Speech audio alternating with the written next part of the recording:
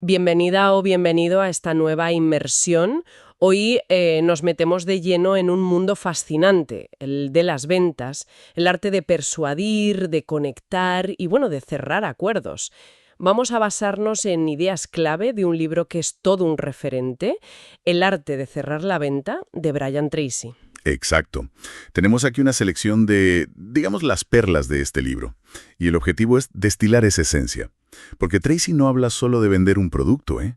Habla de entender la dinámica humana, la mentalidad. La psicología que hay detrás, ¿no? Eso es, la propia y la del cliente. Cómo llevar la conversación para guiar hacia una decisión, superando miedos, los suyos y los nuestros. Vamos a ver esos pilares que él considera cruciales. Perfecto, suena muy interesante, sobre todo ese enfoque más allá de la venta pura. Pues venga, entremos en materia. Tracy empieza con algo personal, ¿verdad? Su propio miedo al principio. Sí, sí. Cuenta que le aterraba pedir la venta. Que lo normal era que le dijeran el típico «déjeme pensarlo». Y eso le frustraba muchísimo. Me imagino. ¿Y qué hizo? Pues tomó una decisión, bastante radical. Dijo, si acabaron las segundas visitas, hay que decidir en el momento. Anda. ¿Y funcionó? Sorprendentemente, según cuenta él, sí. Dice que sus ingresos se multiplicaron. Es una anécdota potente, ¿eh? Muestra cómo el bloqueo muchas veces está aquí, en la cabeza. El miedo al rechazo, al no, te paraliza. Totalmente. Y cuando superas ese miedo, cuando tienes la confianza para pedir, pues cambia todo el juego. Dominar ese momento del cierre, según Tracy, te da una autoestima, una confianza que se nota en todo, desde el principio, desde que buscas al cliente. Es como un músculo, vamos. Claro. Y eso me lleva a otra idea que comentas que es central en el libro, la personalidad del vendedor. Dice que es el 80% del éxito. 80%, sí, sí, es una barbaridad. Más que el producto, más que la técnica en sí, él habla de desarrollar una poderosa personalidad de vendedor. ¿Y eso qué es exactamente? ¿Ser muy extrovertido o...? No, no va por ahí. Se refiere más al juego interior, a la autoconfianza, a la autoestima, a gustarte a ti mismo para poder generar confianza. Y algo clave, asumir el 100% de la responsabilidad. Nada de excusas. Cero excusas. Verte como el presidente de tu propia empresa personal. Los mejores, dice, actúan así, como si fueran autónomos dueños de sus resultados. Esa mentalidad de soy mi propio jefe. Me gusta. Y también insiste mucho en aprender, ¿no? En formarse continuamente. Fundamental. Sugiere leer sobre ventas 1 hora al día. Incluso se pone ambicioso y dice, un libro a la semana. Un libro a la semana. Uf, Bueno, es una meta alta, claro, pero también habla de escuchar audios, de convertir el coche en una universidad sobre ruedas. Y lo importante, aplicar lo que aprendes. ya. Cuenta el caso de un tal Bob que dice que triplicó sus ingresos solo cambiando la rutina, dedicar la primera hora del día a leer sobre ventas. ¿Una hora? Bueno, el ejemplo desde luego es impactante. Y no solo es aprender, claro, también hay que trabajar duro. Efectivamente. Cita el estudio aquel de El millonario de al lado. El 85% de los millonarios hechos a sí mismos decían, trabajo duro. Los vendedores top, según Tracy, simplemente trabajan más horas. Horas enfocadas, ¿eh? Mientras que la media pues puede perder casi la mitad del tiempo. Es eso de pagar el precio por adelantado. Pagar el precio. Suena intenso, pero le pone un contrapunto interesante, ¿no? La empatía. Sí, eso es crucial. No vale solo con ambición y currar mucho. Necesitas preocuparte de verdad por el cliente. La combinación ganadora, dice, es ambición más empatía. Y pensar a largo plazo. Exacto. Pensar en relaciones de 20 años, no solo en cerrar la venta de hoy. ¿Y cómo se demuestra esa empatía en la práctica? Siendo simpático. Bueno, la simpatía ayuda, pero es más profundo. Es hacer buenas preguntas y sobre todo escuchar. Escuchar de verdad para entender qué necesita el otro, qué le preocupa. Y otros pilares de esa personalidad. La integridad, creer de verdad en lo que vendes. Ojo, si no crees, no vendes. Lógico. Y elegir bien qué vender, algo que encaje contigo. Y por último, admirar a los que lo hacen bien, aprender de ellos, no envidiarles, y programarte para el éxito, esperar cosas buenas. Vale, toda esta base de mentalidad, de personalidad, es el fundamento. Ahora, ¿cómo llevamos esto al momento clave? Al cierre, que suele ser el de más tensión. Sí, ahí sube el estrés para el vendedor y para el cliente. Un consejo muy práctico de Tracy es, planifica al revés. Piensa primero cómo quieres cerrar, y luego diseña la presentación para llegar ahí. Pero cuidado, antes de intentar cerrar, insiste en que tienen que darse 6 condiciones. 6. 6 condiciones. A ver, ¿cuáles son? Primero, actitud positiva tuya, del vendedor. Segundo, entender bien qué necesita el cliente.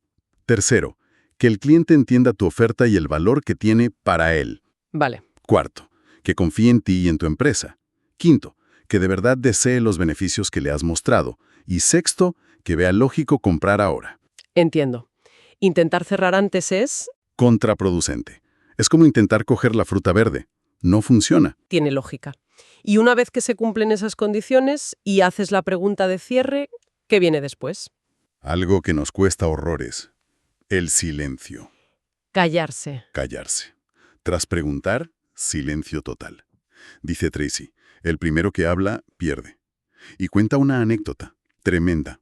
Una venta de $750,000. ¿750.000? Sí.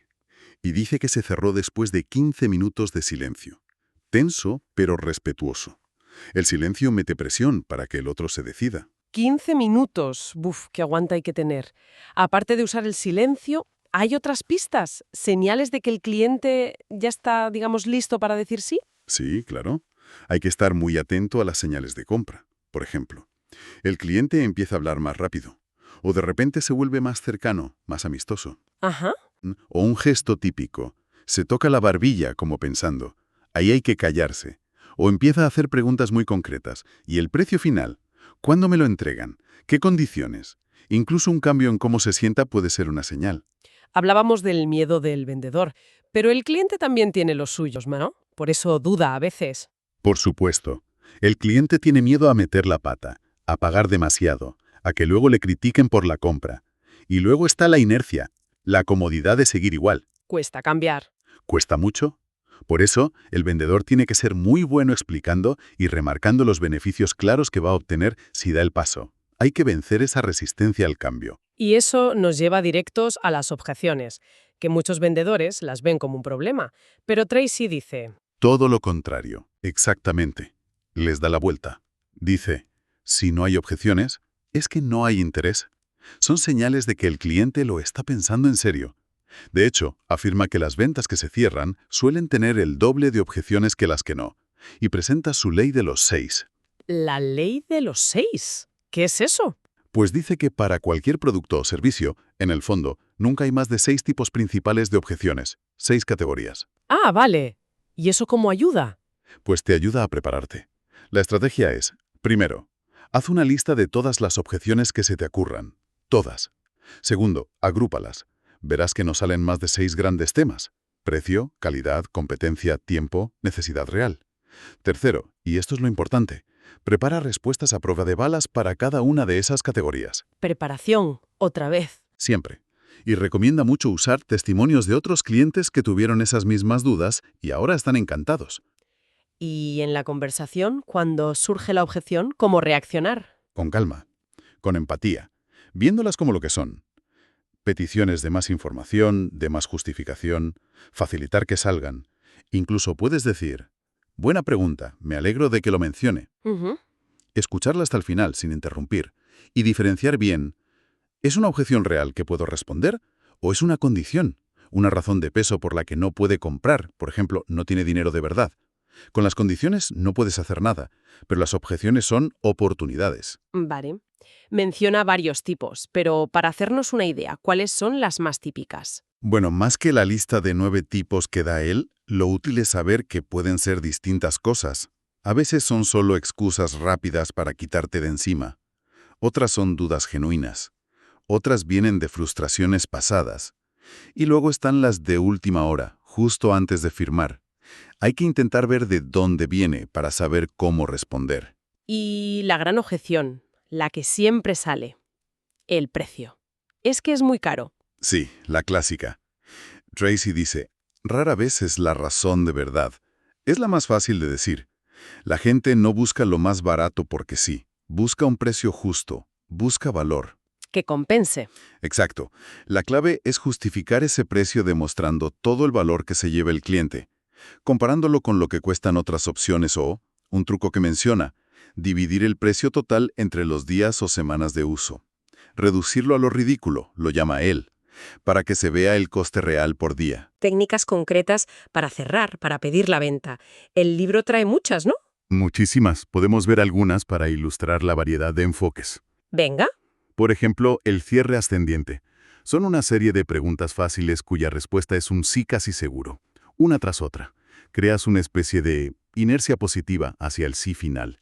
Es muy psicológico. Ajá, como ir llevando al cliente por un caminito de síes. Interesante.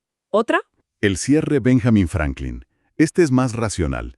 Coges una hoja, la divides. Razones a favor, razones en contra. Ayudas al cliente a listar los pros, que tú te sabes muy bien, y luego le pides que él diga los contras. Normalmente la lista de pros es más larga y visualmente ayuda a decidir. Ese es un clásico, sí. Ordena las ideas. ¿Y alguna que se base más en probar, en la experiencia? Pues el cierre, llévatelo y verás.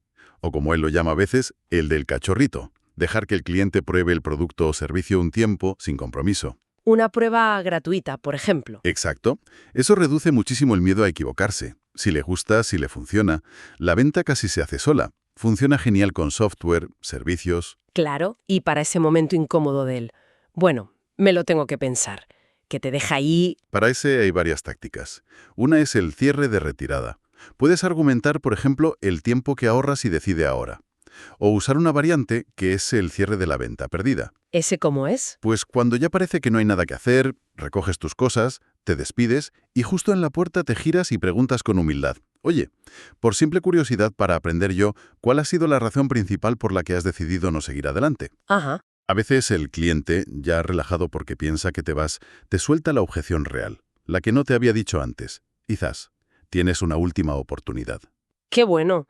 Son enfoques muy distintos. Uno psicológico, otro racional, otro basado en probar, incluso uno de último recurso. ¿Sí? La idea no es tener un solo truco, sino varias herramientas. Y no se trata de manipular, ¿eh? Se trata de ayudar al cliente a tomar una buena decisión para él, a superar sus dudas. Y una cosa más que Tracy recalca mucho. Pedir referidos. Pedir nombres de otras personas a las que les podría interesar tu producto. Incluso antes de cerrar la venta que tienes delante.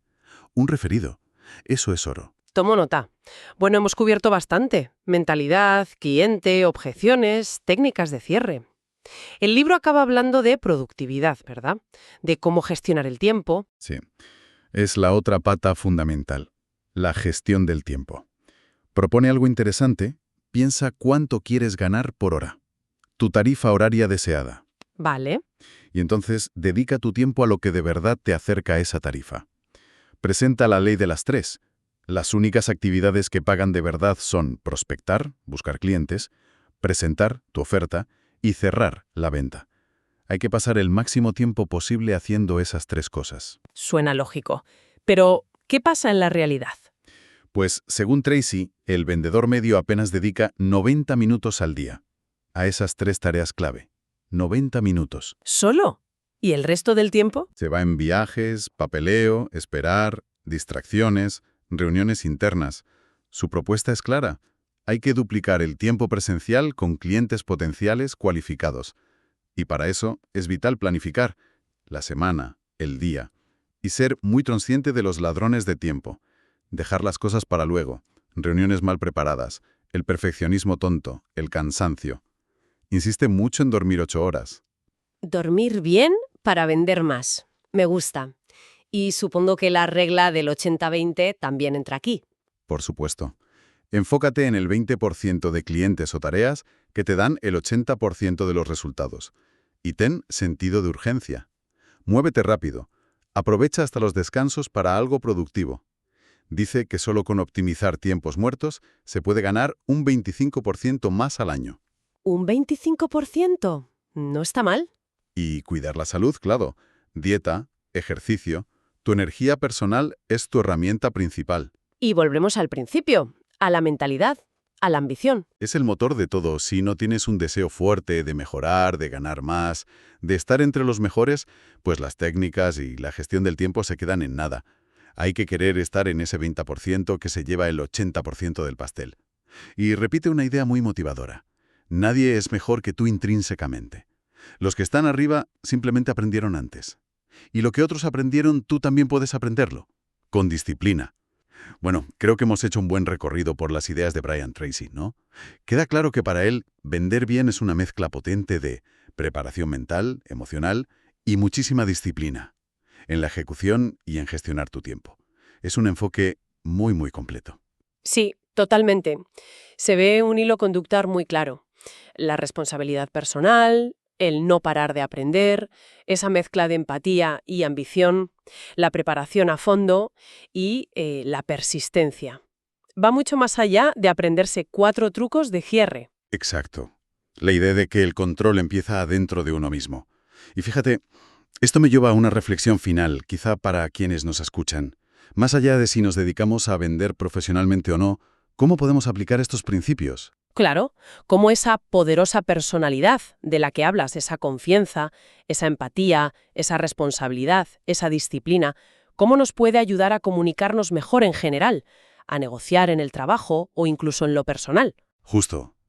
¿Hasta qué punto esto de dominar nuestro juego interior, de entender la psicología de cómo interactuamos, no es en realidad una habilidad universal? Es algo para darle una vuelta, ¿verdad? Desde luego. Una pregunta muy interesante para quedarnos pensando. Muchísimas gracias por este análisis tan detallado. Un placer. Y a quienes nos escuchan, gracias por acompañarnos. Hasta la próxima.